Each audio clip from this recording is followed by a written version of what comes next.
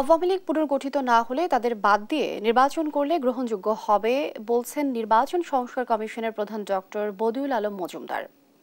সকালে এফডিসিতে অনুষ্ঠিত গণতন্ত্র সুরক্ষায় রাষ্ট্র মেরামত এবং জাতীয় নির্বাচন নিয়ে ছায়া সংসদে কথা বলেন তিনি।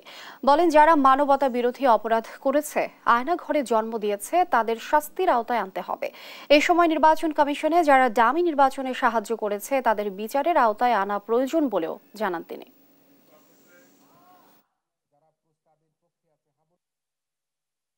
আমাদের একতরফা নির্বাচন, আমি আর ডামির নির্বাচন, তারপরে মধ্যরাতের নির্বাচন আমাদের গণতান্ত্রিক ব্যবস্থাকে ধ্বংস করেছে।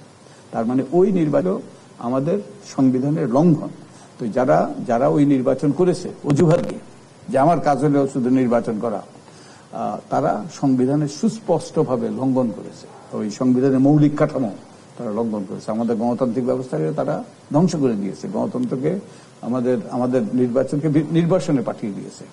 তো তাদের সংবিধান লঙ্ঘনের অভিযোগ তাদের বিরুদ্ধে উত্থাপন করা সম্ভব বলে আমি মনে করি।